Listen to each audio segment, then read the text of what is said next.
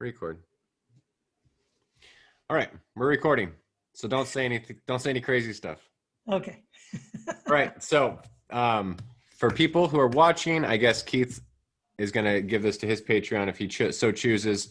My Patreon, maybe I'll put it on YouTube. Maybe I'll open it up for everyone. I don't know. We'll see how the conversation goes. And so recently, what was the show called? Truth Matters? Truth Wanted. Truth Wanted with Objectively Dan. Yep. And Keith was on it 2-3 weeks ago. I was on April 2nd. Okay. And I was on the 23rd of April. Yep. And I don't know. I want to get your thoughts on your experience, and I'll share my thoughts on my experience, and then maybe get into, I guess, atheism and our thoughts about that, and maybe the approach of some atheists and our thoughts about that. So first, what was your experience? Mine was positive, super positive, super cool crew. Dan was awesome. Had a great time. Yeah. Well, same here, man. Honestly, I've done a couple of other atheist shows like that before. And usually they're kind of nice, but then once, as it goes along, eventually I'm just kind of waiting for the gotcha question or the sucker punch or we're going to twist the knife a little bit here and make this guy squirm. And these guys were not like that at all. They were exactly what they said they were going to be. Way up front, there's a lot of pre-talk, you went through some of it too. There's a lot of pre-meetings and they just made sure I knew this wasn't going to be a gotcha situation, and they're really professional, really nice. The experience itself was really, really positive. You and I were talking about how they give you a $40 Grubhub and they send you like a free Ethernet adapter cable. So you have this great connection and they paid for the whole thing. I mean, that thing was like $35-$40, I think, and wow. So, hey, that's really cool. I mean, probably the best experience I've had, even Christian or otherwise. I don't think I've ever done an interview with any podcast or show that treated me better. Right.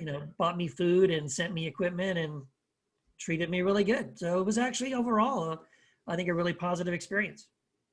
Yeah, I agree. And they got back to me the next day and said it was, the crew just agreed that it was one of their better interviews that they've had. And they seem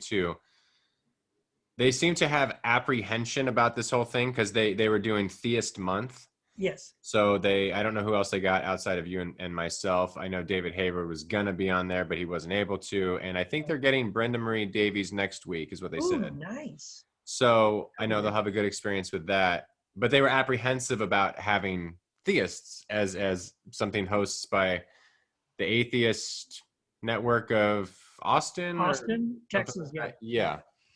So I found that to be interesting that they had reservations about it. And then some of the people who watched their show, just reading some of the comments, some of the chat, thought it's just pointless talking to any theist. Right. Which I found interesting that that's the same approach a lot of Christians or theists have about talking to atheists. Right. What's the point? This is stupid. Yep. Yeah. So this is what I think is fascinating. You're right. There's So again, we're just sort of theorizing, but I mean, I would imagine that these atheists would have assumed that talking to a theist would be a bad idea or a waste of time because they're thinking of their parents who are Christians who still are believers, or they're assuming that we're, if they talk to someone like you and me, we're going to be the typical Bible thumping, talking magical kind of thinking stuff, circular reasoning and all that stuff. So that's what they assume we're going to be. And so in a way, I know I got these kind of comments when I was on, and I know you got similar comments, that they were really surprised, right? That we weren't that way. And we weren't dogmatic. We weren't, you're going to burn in hell. And if you don't believe with me, what I believe, you're wrong. And, we didn't fit that expectation. And I've noticed that, you and I were talking before we hit record. There's this kind of odd thing I as well about atheists, which is why I guess I should say I'm really glad Truth Wanted did this, because maybe it's an opportunity to have more conversations between more progressive Christians and atheists, because I kind of feel like it's a new thing. Yeah. That atheists don't really know how to talk to Christians who aren't like, the John Piper, John MacArthur kind of Christians. Right. and I think it's because they've only been maybe subjected to that. And I know this is just, I know it's not all atheists. I know there's healthy debates between scholars like David Bentley Hart and prominent atheists, I'm sure, who know that there is a different brand of Christianity or a different brand of faith other than the fundamentalist version. But what I found interesting about a lot of the comments that I saw is that they had the same approach as the fundamentalists to people like you and me who think that if you're not going to take the Bible literally and this and that, then you're a buffet believer. You're picking and choosing. You're cherry picking. Yes. You're not taking seriously your Bible. And it was just such a it was such a dichotomy to see the intellectual snobbery of some of them. And this isn't the crew of the show No, or no, no. anything like this. Yeah, we This should is be the people, clear. yeah, The crew and fantastic. Dan, those Right. guys are great. Yeah, it was the people calling in with the intellectual snobbery on the one hand, and then the obvious ignorance about the history of Christian development of Christian theology and theological thought. The fact that people can, like myself, who take interest in Buddhism and other faith traditions, and kind of apply it to whatever brand of Christianity I am. The pattern of hermeneutics that Jesus would have, they would never even consider all these things that we've considered. So it's interesting that they have the snobbery on the one hand and but the complete ignorance on the other. Yeah, and the other thing is, so there's another guy. I don't want to give him much. I don't want to send him traffic or anything, but he's an interesting guy. I've been on his show a couple of times. He's an atheist. His name is Pine Creek, or that's not his name, but he goes by the name Pine Creek. But I've been on his show a couple of times, and I don't enjoy being on his show, mostly because he's very militant. In fact, he's going to talk about sort of almost like a fundamentalist atheist, right? Yeah. He definitely is like, I'm right and you're wrong. And he wants to kind of argue into corners, and he wants to prove, that you don't know what you're talking about and that kind of a thing. And that, I don't really appreciate that kind of approach. But I've also heard him say, when he talks about progressive Christians, he's talked about how he prefers the fundamentalist Christians because he thinks they're more honest. Mm. And I'm like, what? But again, it's only if you assume, again, just like fundamentalist Christians do, that brand of Christianity is the only true Christianity, right? Right. The idea, the kind of stuff that we hear Alyssa Childers and Sean McDowell and Mike Winger all the time, when they will say, you have to believe in penal substitution because this is what the church has historically believed. Right. Or, eternal conscious torment is just the biblical truth. And this is what the church has believed, going back, from the beginning. And it's like, well, you and I know that's bullshit. So Right. we know that isn't true, but they are so convinced that it is, that if you disagree with them, you're disagreeing with historic Christianity. And so, it's on one level, when you're talking to a fundamentalist Christian who thinks that way, you think, well, let me just show you history and blah, blah, blah. But it's really odd when you're having that same argument with an atheist. They have the same assumptions those fundamentalist Christians do. They assume the same thing. No, Christianity is this and this and this. And I'm like, no, it isn't. Yeah. Yeah. This is a relatively new phenomenon in the grand history of things. And it doesn't mean it's wrong per se because it's new, like we've said before. But if you want to take a snapshot of Christian history, fundamentalism is at the very end of the timeline here. Yep. And what I think is going on is that, and this isn't true of all atheists, many of them are smart and, they are intellectually savvy. Oh yeah. And they hold, like myself, they hold their non-belief loosely, just like I hold my belief loosely, right? Yeah. But the ones that I noticed in the chat is that they're very dogmatic about what they are fighting against. Yes. And that's the only thing they know about it. Like you just said, they know this one thing and they're arguing against it. And to me, it's like a straw man. That's all it is. And no wonder they fight against that. But like the fundamentalists, they're conflating God and theology. I had one commenter say that God has to, he listed two things. God has to have a plan and God has to have a mind or something like that. And I'm like, okay, That's theology. Yes. That's not necessarily God. Now we're arguing theology. So we've gone from the realm of maybe metaphysics or the ontology of God to now theology to what is God like. And why do I have to accept that premise? Right. This is interesting for me. Right. And it's weird to have that conversation with an atheist who says he doesn't believe in God, Right. but he's going to define God in such a way that Yeah. let's talk about that. It's like, well, you are talking like someone who is a Right. theist. Right. I mentioned God being Satchit Ananda, or consciousness being in bliss. And they were like, no, that can't be like the definition. This is what consciousness is. And they explained it's a brain process, blah, blah, blah, blah. And I'm like, if we're going to be objective, we're going to be scientific. Like, there's no science that says that, from what No, I understand. So no. you're pigeonholing this definition of consciousness into your worldview, because it can't fit outside of that. It has to be explained by physicalism or materialism as a philosophical standpoint. It can't fit outside of that. So you have to put it in there, but there's no proof of that. And I'm like, this Satchitananda idea is a Hindu idea that goes back thousands of years. I'm not pulling this out of my ass, some new thing, you know? So when I was on, I said something about, I don't know how we got there, but I brought in the whole quantum spirituality thing, Right. and the Amit Goswami's book that Yeah. you recommended that I read, which I've been loving. It's pretty interesting, huh? It's a great one. Yeah. Yeah. What's it called? The Self-Aware Universe. The self-aware universe, right? And man, the minute I brought up quantum, it was like I talked about Bigfoot or something. Dan was like, "Oh no, oh my gosh." He goes, "We have so much on quantum, all this quantum stuff," and he was just dismissing it completely, like it was just nonsense. I'm like, dude, This is these are quantum theory is why we're science. talking to each other. Right.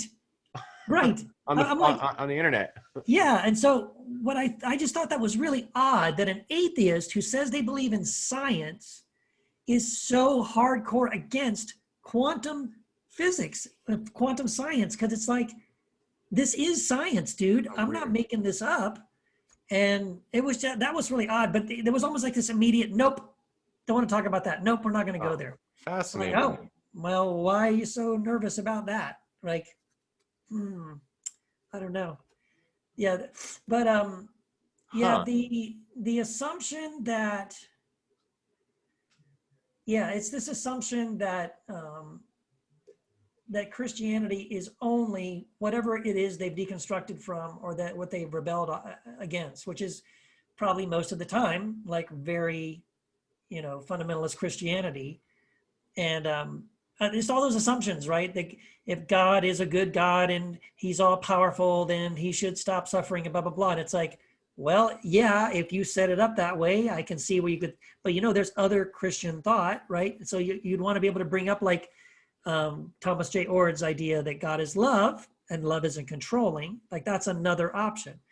But if you brought that up to some of these guys, they would probably blow it off like, oh, now you're just being wishy-washy, or you're trying to redefine the terms and blah, blah, blah. It's like, no, these are valid discussions. Yeah, they're valid discussions, and at least the suffering question is a valid question, because that is the heart. I've heard David Bentley Hart admit this. Like, Yes. that is the question to ask anyone who believes in God. And all this nonsense about, if you're just going to delusion and fantasy and the sky daddy, and I mean, like, this is the most boring conversation ever. And you're not even that clever if you're an atheist and you're talking like that. But if you want to get to the suffering question, yeah, I've read Ord and I've read Mark Karras.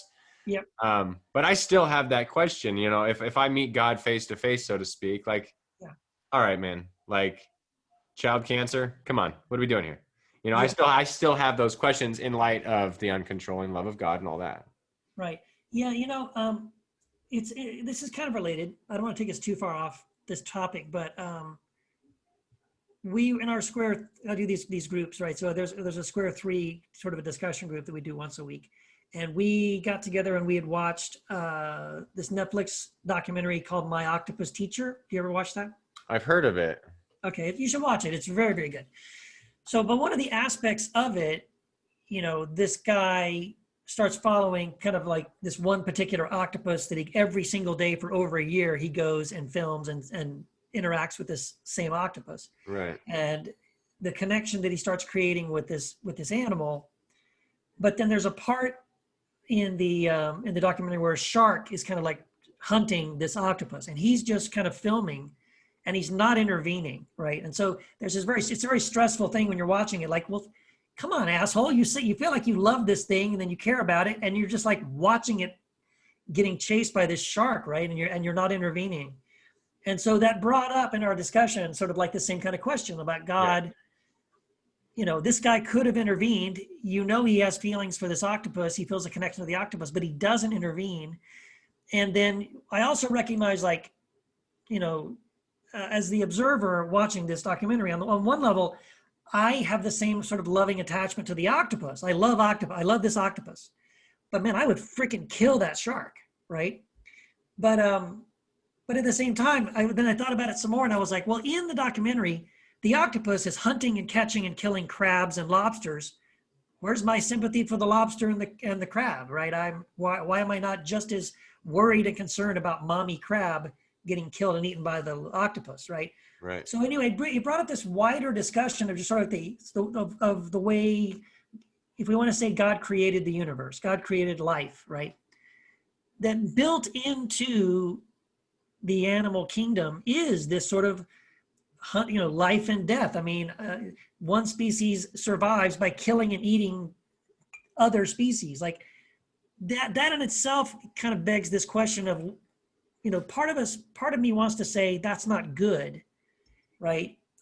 Maybe in some ways that helps us understand why primitive cultures would observe nature and see that this kind of brutal, kind of heartless, suffering going on, between different species of animals killing and eating one another to survive, and look at that and say, well, this God, loving God couldn't have intended this.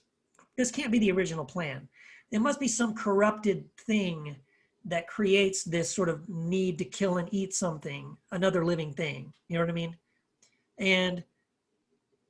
But then it's also wondering, like, are we imposing something on nature and to call that evil or not good? Yeah. So for example, when I'm watching this documentary and I'm seeing this shark again hunting after this octopus, my reaction is, this is evil, this is bad. Yeah. But the octopus's reaction is, this is Tuesday.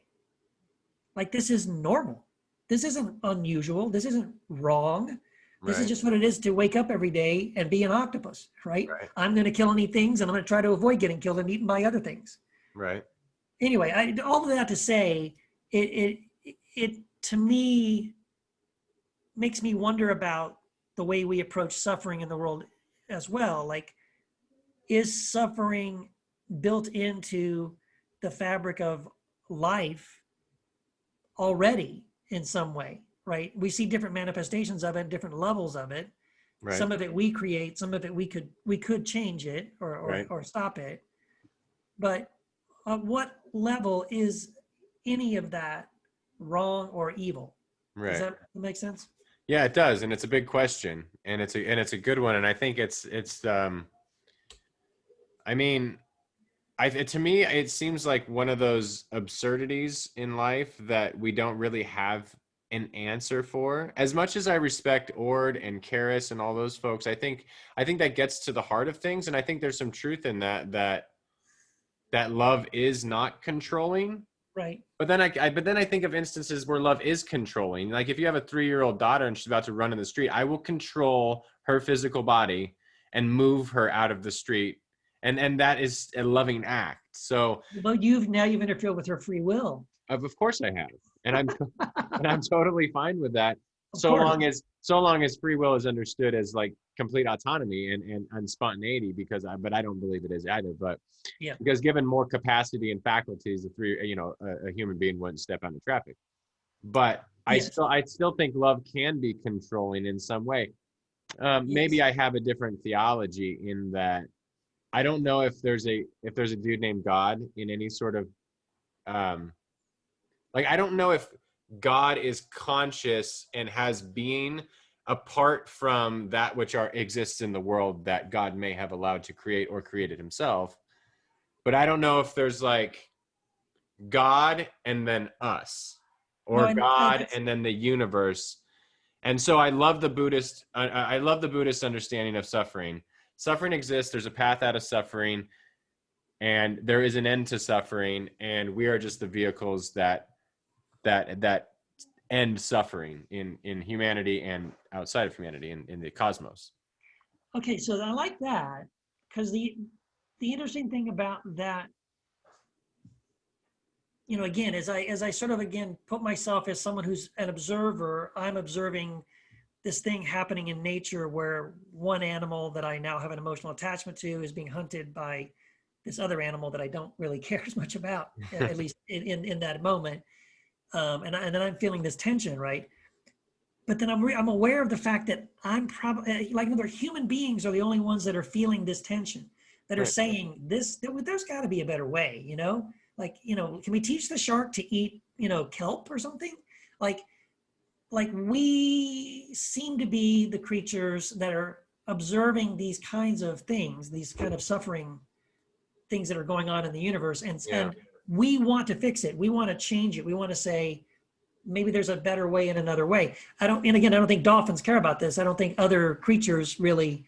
I mean, maybe they would rather not be eaten. I get that, but they're not thinking this is wrong. We could fix it. But whereas Yeah. humans are in a place where we could see not only that it's wrong, but in many ways we could fix it. Well, it seems like we're thinking abstractly, whereas other animals aren't. Yes. I mean, maybe there's some abstraction in higher primates, but for the most part, we are the ones who are able to. So, for like a gorilla can learn the word apple, Right. But he doesn't know but what. so far as we know, a gorilla cannot understand the phrase "you're the apple of my eye." Right. So there's a Right. there's a disconnect in the cognitive ability. Yeah. So we're able to think about Yeah. the suffering of other beings who aren't even human. Yeah. But And also, maybe we anthropomorphize those things too. yeah, yeah. I also though wanted to go back to your other question about like this is also really fascinating to me. The question, only because in the Christian assumption, there's God as sort of this separate original consciousness, God, and then there's us, and we may share a consciousness, and there's even the sort of the Richard Rohr way of thinking of like Christ is all and in all that, which I Yeah. think is really great. Yeah. I like that. But then there's this other question of like, is it that, or is it that other than the sort of shared consciousness of all created things? Like, is that God? Is that God's consciousness? Right? Is that Yeah. what you mean? Is that the question you were saying? It's like it's not like God and everybody else, Yeah. but there's no separate God, separate consciousness. It's just sort of the single consciousness. I think that's kind of what Amit Goswami is getting at in the quantum book. I Yeah. think because the way I came away with it was this idea. I think the analogy is something like a flame, right? So if I had a campfire, and then you came over with a stick and put it in the fire, and now you got some fire, and Yeah.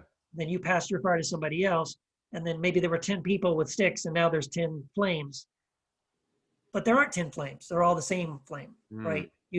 So there's not one big consciousness and a bunch of little ones.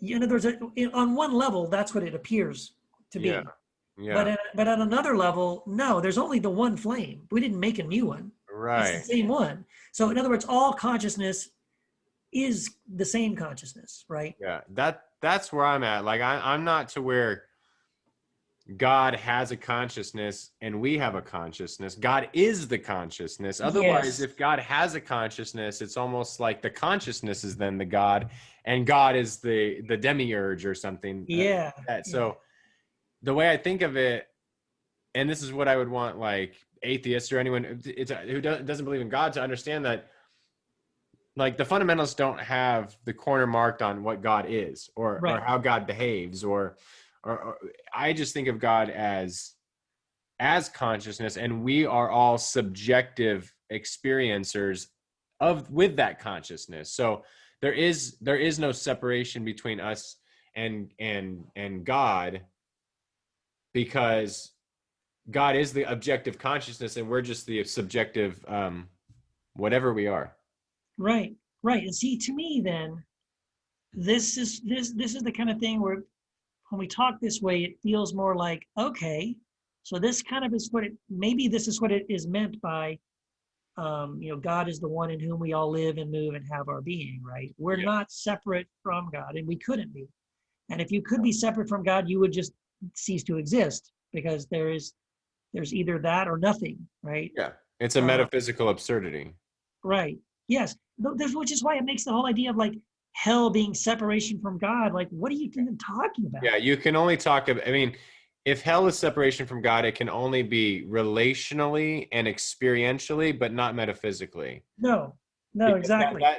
that would mean God is not God, and therefore something else would have to sustain hell, or even worse, hell would become its own God to sustain itself. Yeah.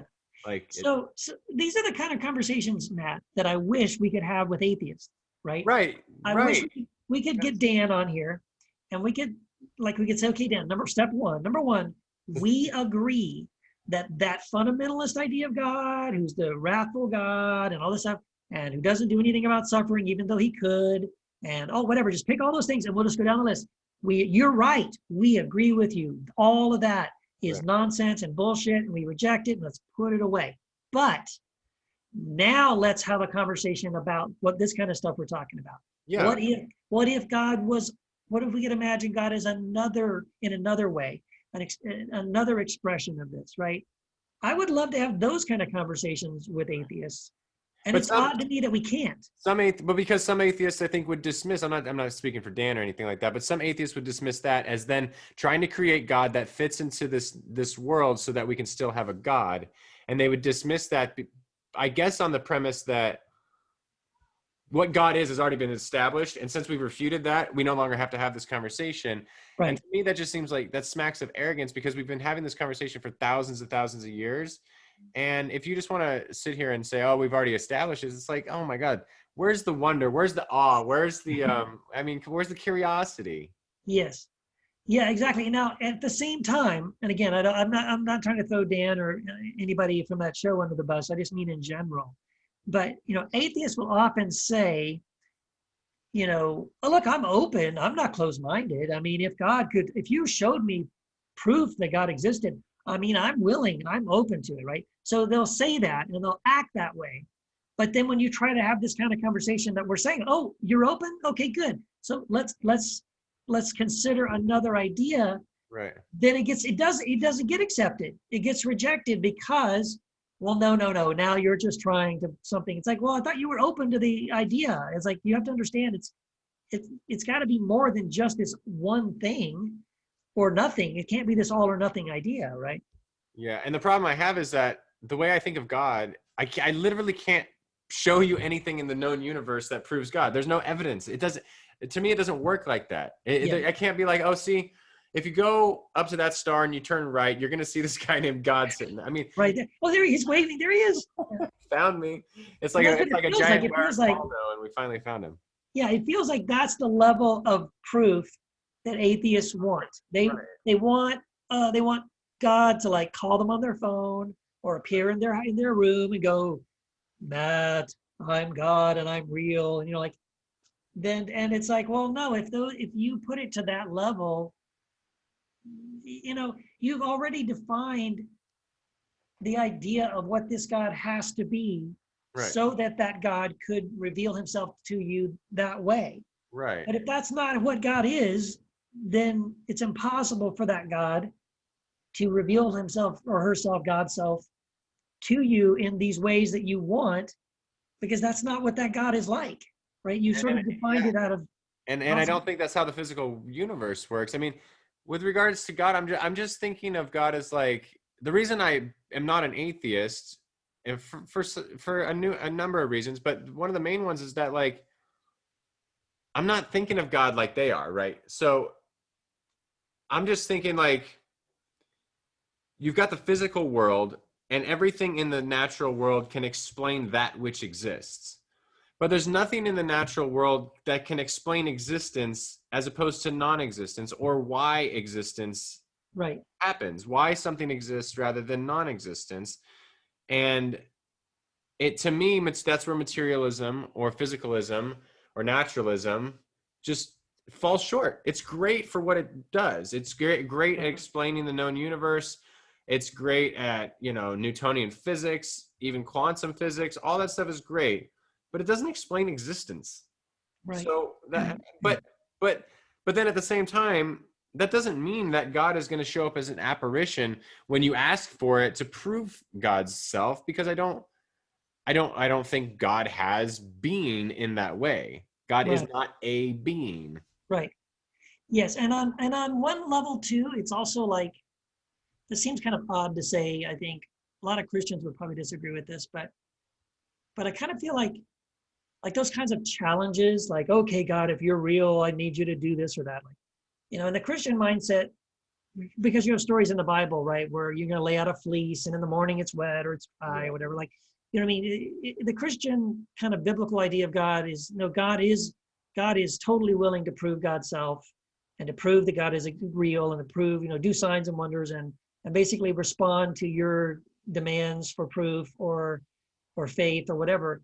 But I think in reality, I mean, just in like outside of the biblical reality, or just real reality, I kind of feel like God just doesn't care.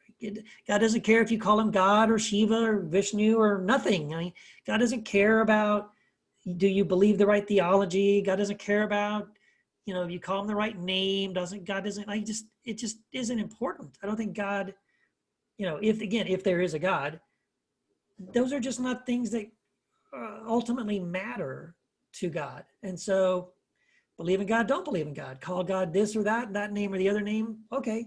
Like, it doesn't even seem to be anything that's like, we make it that important. We act like Yeah. it's, you got to have the right theology. You got to have the right worldview. You got to have the right thing.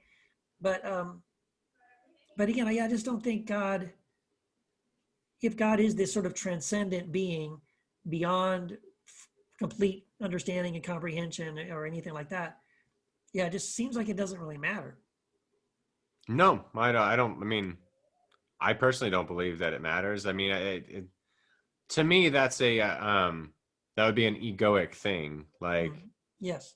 um, some insecurity within God's nature that needs you to get the proper name right, or is gonna have offense if you say the name, or if you don't say the name, or if you don't, Yeah. um, you know, But the Old Testament God is like that, isn't he? Right? The Old Testament God is, I am God and there are no others, have no other gods besides me. And he shows up in these contests between, God versus Baal. Okay, you guys go first, round one. And for right, round two, who's going to bring fire from heaven? And oh, look at this. Our God not only brings fire from heaven, he burns you guys to a crisp. Yay, our God wins. Like, it seems like, again, the biblical God is a God who wants you to know that there's only one tribal group of people who has his name right. They've got his teachings right. Anybody else who says they do, they're liars, they're wrong, you should kill them. Don't listen to them. They're evil, right? But I don't think that's at all what God is really like. I think it's more like, you and I've talked about this before. We did a couple of podcasts about this, right? About like, um, with the one we did about seeing Christ in non-Christian things and all that kind of stuff, right? oh man, that's going back 100 episodes. You got to I remind. love that. It's probably one of my favorite episodes. And all downhill from there. It is. But yeah, it's sort of like there are certain truths that it seems like basic truths that all these different religious systems and groups and gurus or whatever throughout history have had similar ideas, similar messages, right? We see it in Jesus, but we also see it in Buddha. We see it in Socrates. We see it in like all kinds of people and all kinds of cultures. And to me, that makes more sense. Like, to me, that makes more sense. Like, if there is a being, if there is God, if there is whatever that is, there's some truth that we could pick up on and know and learn, some fundamental elemental truths of the universe, elemental truths about us and our existence and purpose and meaning and all those things. It would make sense to me that across cultures, across religions, across ethnic, tribal, nationalistic borders, you have these similar patterns of the same kind of ideas and messages, people sort of discovering them, right? However they discover them. Right. But that resonates more with me. Like, that makes more sense to me. versus no, God is only going to talk to this one guy in this one place in this tiny little town, and that's it. Yeah, and I've always found that very fascinating that God would pick one group of people, and this isn't to like, for one, this people would probably maybe say it's anti-Semitic to say that it's not this, but I just don't simply think that the God of the cosmos with billions of stars within billions of galaxies picked one group of people, in out of a bunch of other group of people. That to me is like, well, what about all the Buddhists? Like he didn't pick them. Like that's kind of offensive to them, or the Hindus, or the Sikhs. Like, Yeah, or the Native Americans or right, Africans or whatever. Like, but it why makes does he only care about this guy Abraham and his kids, and that's it? right. But I think, but see, to where I've gotten now is that I respect all the faith traditions and the interpretation of each faith tradition that I see also that runs through a thread through all the faith traditions is that the best of your faith tradition goes outside of its own borders. So Jesus went outside of his own Jewish borders. The Buddhists would go outside of their own Buddhist borders. A Muslim would go outside of their own. If they're interpreting it, I think, in the mystical way Yeah, where you're seeking truth within, you're seeking truth in the cosmos, you realize that you can honor and respect your tradition where you come from, and you could be a Christian, you could be a Jew, you could be a Muslim. But the best interpretation is to transcend that label and realize we're all one, we're all connected, we're all yeah, part of the cosmic family, cosmic consciousness, whatever you want to call it. yeah, yeah. And see, again, that now we're back to the quantum thing, because that ultimately is what the quantum uh, conclusion is that it's not. It's the question isn't how does consciousness arise from matter. The question is that according to quantum science, now what they're saying is the question should be how does matter arise from consciousness, and the idea that we're all connected, right? Everything on the quantum level, there's only these quantum particles, there's frequencies, there, that there's this idea that everything in the universe is connected to everything else in the universe at these fundamental levels that are mind-blowing. And again, this just goes right with some of the core teachings of all these major religions throughout history that would say the same thing. They would affirm the same idea. And that's really exciting. This might be beside the point, but have you ever thought, given quantum theory, given quantum physics, given wave potentiality and whether we're observing or not, is everything in on Earth that is not being observed right now not really there, or is it just a wave potential? Oh yeah, I think in a way quantum would say it's the wave potential, right? That's so bizarre, isn't it? I mean, so if a tree falls in the woods and no one observes it, does it make a sound? And I I'd think say, quantum does would it say even no. fall? I mean, what the fuck? Right, it didn't even fall. What tree? Exactly. What forest? Have you? I mean, it's easy to say on the quantum level versus on the big level, Right. but it's all quantum. I mean, it's all the same stuff, right? Sure. Yes. So if you think about it, what's going on in the quantum is really what's going on. Yes. That's right. There's also another That's mind-blowing thing too in the book about how your every human mind is a quantum consciousness. In other words, the way that you can have thoughts and then you observe the thoughts that are coming, Mhm. it's like, well, there's a you that's the observer. And so the fact that you're observing these thoughts is what's making them real, because it's the whole double slit thing, right? If there's an Right, right, right. observer, it Okay. alters the reality of it. Yeah. But that's happening in every human mind. Like there's a quantum universe in a way going on in every person's mind. Like that kind of stuff, dude. It's pretty crazy. It's very crazy. Yeah. I don't think it proves God necessarily, but I It's mean, so interesting.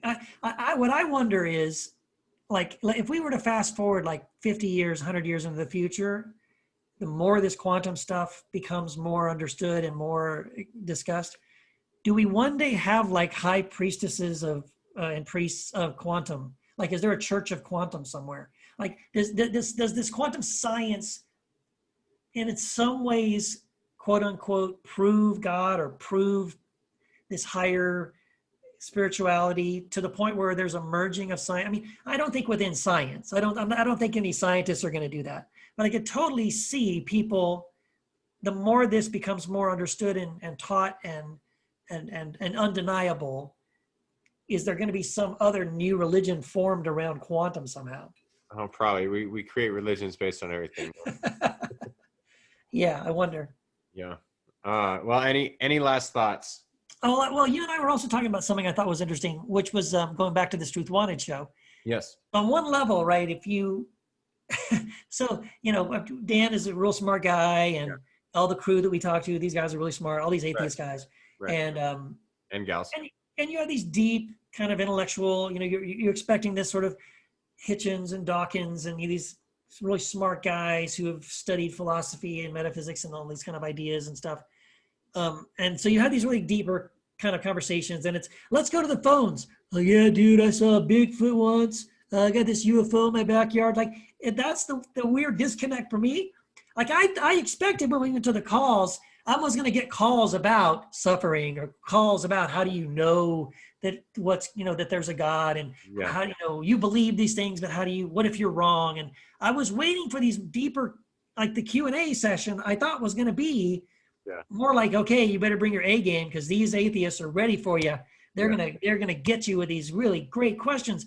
And instead, all the callers were really, I felt like I was on Coast to Coast, that UFO kind of call-in show. Like, it was all metaphysical, weird stuff. I saw a ghost, or whatever.